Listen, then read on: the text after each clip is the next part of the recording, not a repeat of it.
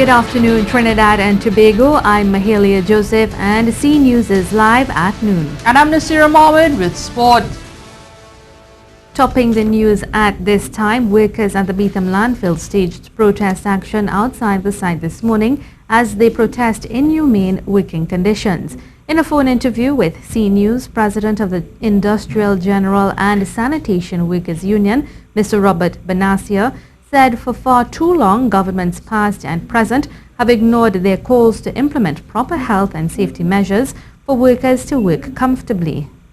Because at these sites you have the indiscriminate dumping of poisons and carcinogens and you name it, hospital waste, disease animals. These dumps are polluting the underground water supply, the air supply, mangroves, rivers, and it's just plain and simple destroying the environment. The workers are also protesting over outstanding back pay. Mr. Benassia said he spoke to the finance minister last Wednesday on the issue, where he first received word on why the monies had not been paid. When he told me that he was just made aware that some call workers either owed money or wasn't getting the money on time like everybody else, and that he was blaming the public utilities for dragging the person, getting the documents or the estimates and audit reports so that workers could get their money on time. But he says they were never made aware of this setback. The strange thing is, for the last month, we have been hearing through the company, and the company officials have been misled or lied to into believing that everything was put in place for workers to get their final tranche, because they have been telling the company that everything is in place, workers will get their money on time, only to hear the minister telling me they now have to look for the $4.3 million. They hear me 4.3, not the 200 million unlike everybody else, but $4.3 million they have to now look for to see if they can pay. PSA President Watson Duke and a group of his supporters gathered outside the Eric Williams Financial Complex, the Twin Towers, this morning, as he executed his day of resistance. 2 weeks ago, the PSA President told reporters that this day of resistance was meant to be a day where the public expressed their disapproval with the government's performance so far. The PSA head had urged members of the public to take the day off today, and those that came into Port of Spain urged them to join him at the Twin Towers for demonstration. At around 10 a.m., the PSA president addressed those gathered outside the Twin Towers. C News is trying to determine the extent of the support the PSA president garnered today. There was a tragedy in Malabar on Sunday as a 3-year-old girl died in a blaze at her home. Tyron Garcia was killed after fire broke out in the downstairs apartment of a 2-story building on the Herman Durrard Avenue just after 2 p.m. The apartment housed a family of 8. Little Tyron was the youngest child. The children's mother had left the house to run an errand when the fire broke out. Fire officers were able to stop the fire from spreading to the top floor but could not save the toddler. The estimated damage was said to be $500,000. The cause of the fire is still to be determined. After months without an incident, violence in Lavender appears to have reignited. This as a third man was gunned down in 4 days in the Lavender area. The latest victim is 38-year-old Keno Barnum of Robinson Lane. Reports are at around 3 p.m. on Sunday, gunshots rang out in the area. Barnum was found slumped in his car. He was taken to hospital where he was pronounced dead. A murder was also reported in Valencia last night. At around 7 o'clock, residents of Clarence Drive heard several gunshots. When they checked, they found Adrian Julian bleeding in the roadway. Residents took the man to the nearby health facility and he died while receiving treatment. Julian, 27, had recently moved to the area. Police said he was a deportee who had recently received death threats. Also on Sunday, police were involved in a car chase and shootout. Details are still coming in, but according to reports, police engaged a group of bandits driving a stolen Nissan Tida on the Brian Lara Promenade. C News understands that the car was stolen near Val Park at around 9 p.m. The subsequent chase took the melee to the Western Main Road, where gunplay occurred near Peaks gas station. One man was injured in the shootout while 2 others were detained. We will update this story as we get more information. This is the C News Live Report at noon. Remember, you can keep up to date with all the latest news on our website at ctvtt.com, or you can check out our Facebook and Twitter pages at C News Live.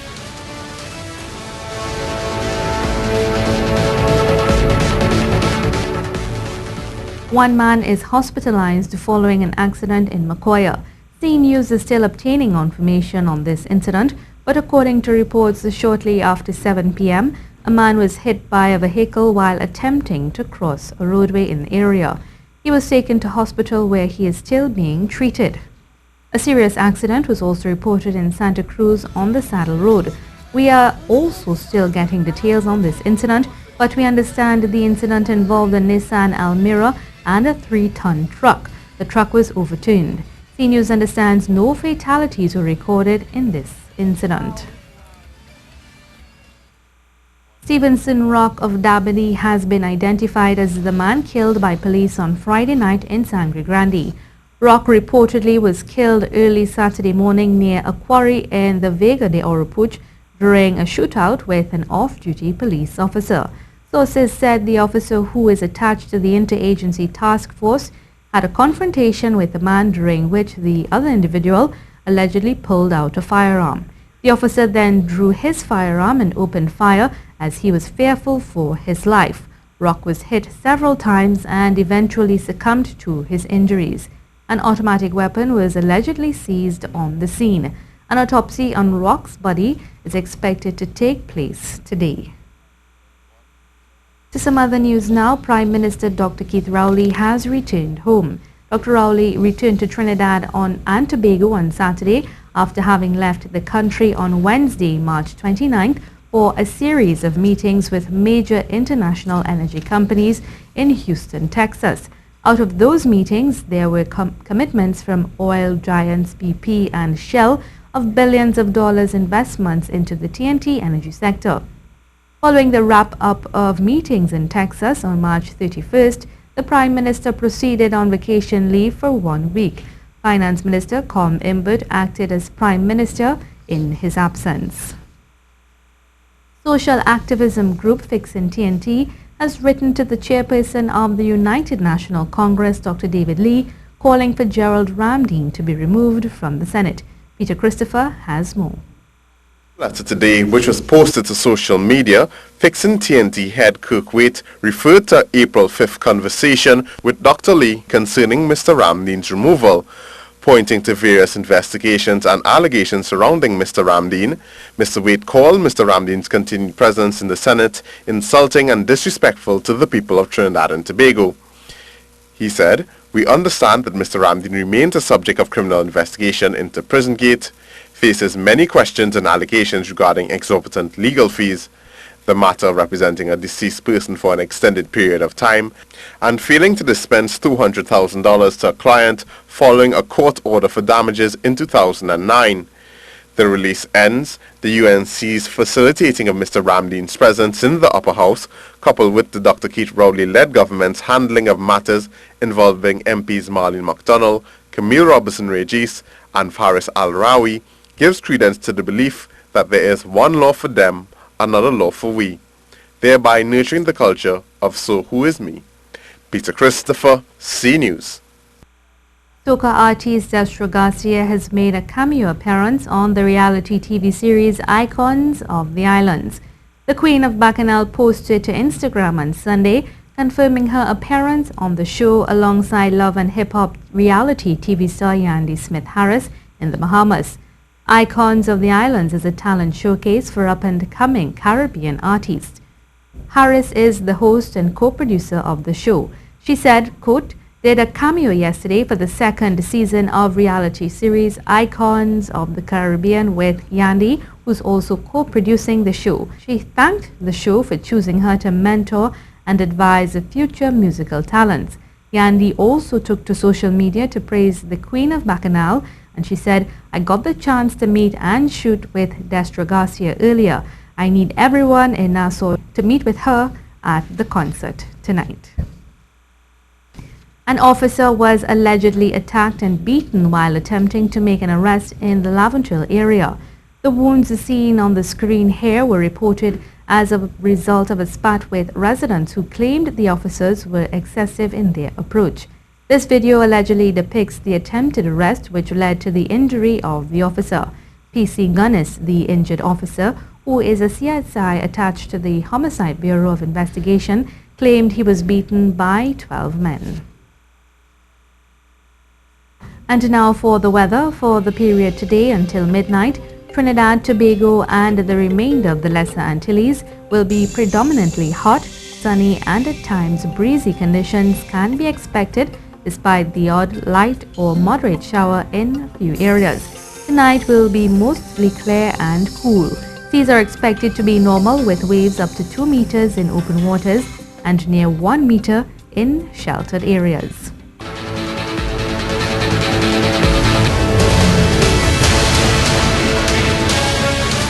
President Anthony Carmona is calling on young people to use their voice and contribute to the good change society needs.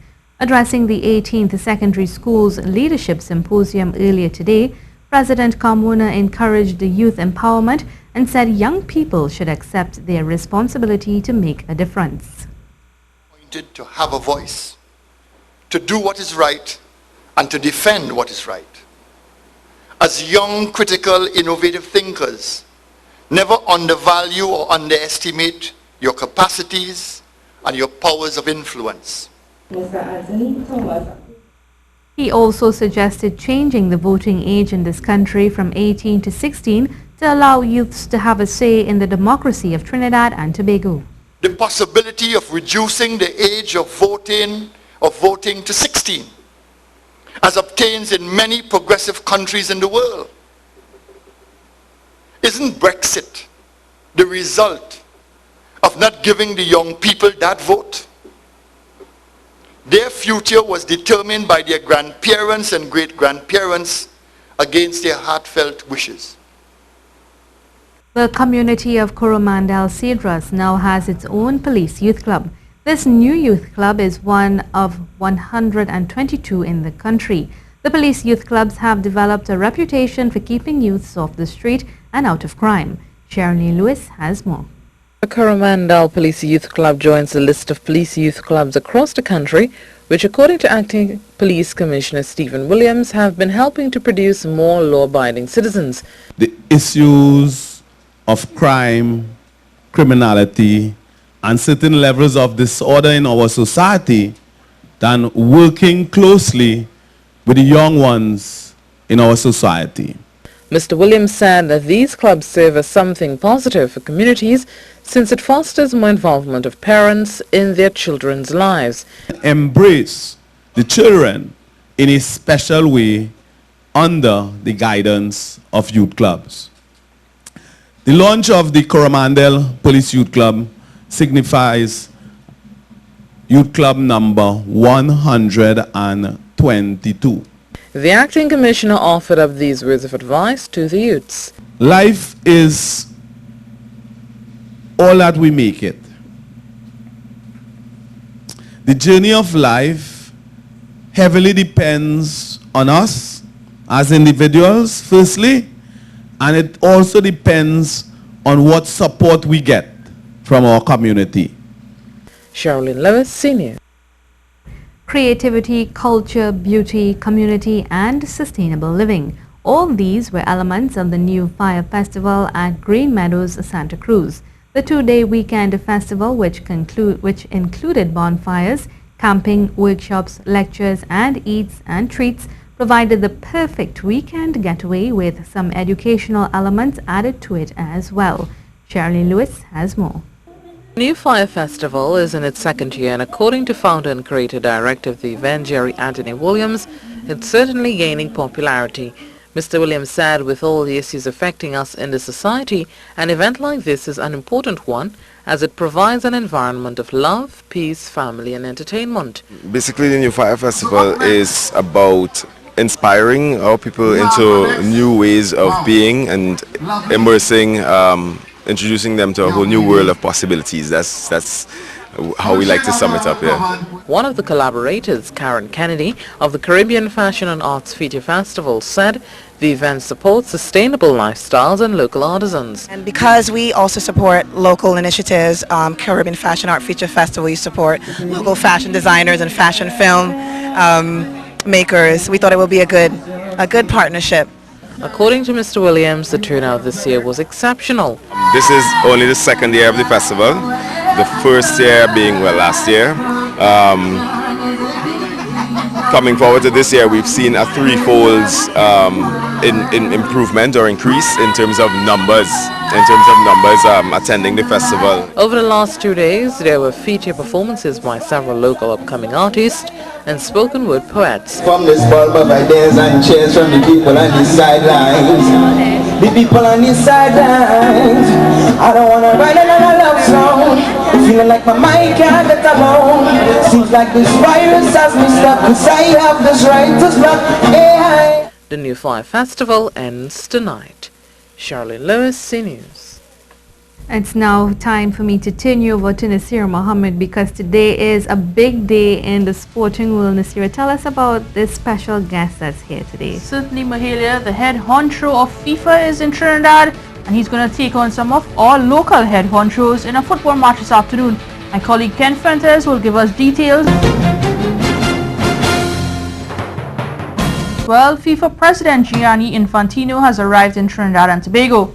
The FIFA president touched down at around 10 a.m. this morning, along with world-renowned FIFA legends. Among them, former Argentina international Pablo Aimar and former Colombia national team striker Juan Pablo Angel. They will appear in the Goodwill football match at the Bolden Stadium between a TTFA FIFA team and a government/sports TT outfit this afternoon. And we'll bring you more details on that tonight in the 7 p.m. newscast. So do join us then for full details.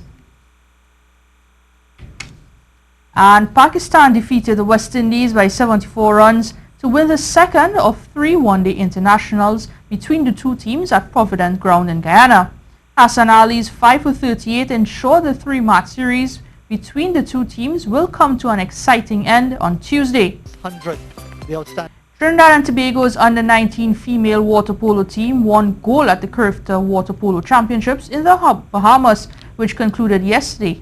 The team, which is coached by former national player Nicola Welch, got past Jamaica 4-0 in the final, which took place on Sunday morning at the Betty Kelly Kenning Swim Complex in Nassau. Tahira Bipat, Victoria Gillett, Megan Stafford and Yasmin Mohammed all chipped in with a goal apiece to secure TNT's victory. The team remained undefeated for the tournament, winning 2 games on the opening day. TNT first pummeled Barbados 17-3 and then earned a 10-2 win over Jamaica.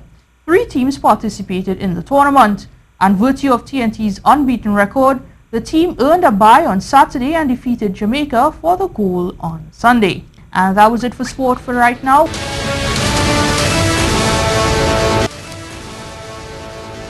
At noon, I'm Mahalia Joseph. And I'm Nasira Mohammed.